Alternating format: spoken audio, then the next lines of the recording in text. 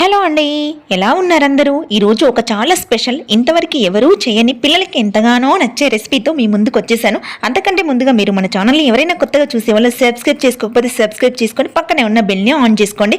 వీడియోని అయితే కట్ చేయకుండా పూర్తిగా చూడండి.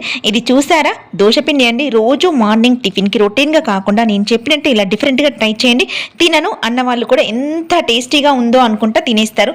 ఈ దోశపిండి మీకు తెలుసు కదా, కలుపుకోవడం ఆ ప్రాసెస్ అంతా.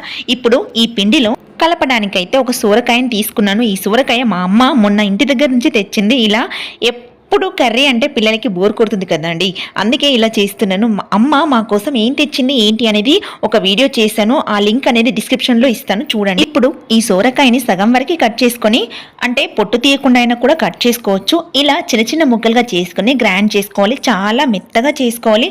అలా అయితేనే దోశ వేయడానికి అయితే ఈజీగా వచ్చేస్తుంది. ఇలా చేసుకున్న మెత్తటి పేస్ట్ని ఇప్పుడు దోశ పిండిలో వేసుకొని అంతా కలిసిపోయేటట్టుగా మంచిగా కలుపుకోవాలండి.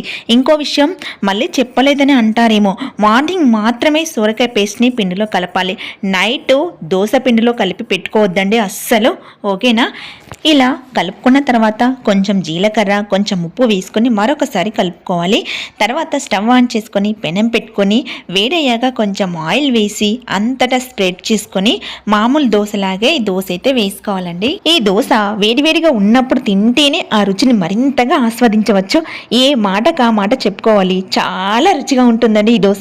అప్పుడప్పుడు ఇట్లా వెరైటీస్ చేసి పెడితే సూరకాయ తినని పిల్లలు కూడా యమ్మీ యమ్మీ అనుకుంటూ తినేస్తారు. నేను ఇంకో కొత్త రెసిపీ కూడా ఈ సూరకాయతో చేశాను. ఆ రెసిపీని కూడా ఇంతవరకు ఎవ్వరూ చేయలేదు, ఏ ఛానల్లో కూడా రాలేదు. అది మనం అంటే ఆ వీడియో లింక్ని కూడా డిస్క్రిప్షన్లో ఇస్తాను, ఒకసారి ఓపెన్ చేసి చూడండి మర్చిపోకుండా. తప్పకుండా మీరు ఈ దోశను చేసుకొని తిని కామెంట్ అయితే పెట్టండి, ఎలా ఉంది ఏంటి అనేది, ఓకేనా? జరా వీడియో చూసిన వాళ్ళు లైక్ కూడా వేసుకోరాదండి, ఎందుకంటే మీరు చేసి ఈ ఒక్క లైక్ వల్ల నా వీడియోస్ ఇంకొంతమందికి యూట్యూబ్ అనేది షేర్ చేస్తుందండి. కొంచెం కొత్త ఛానల్స్ని సపోర్ట్ చేయండి.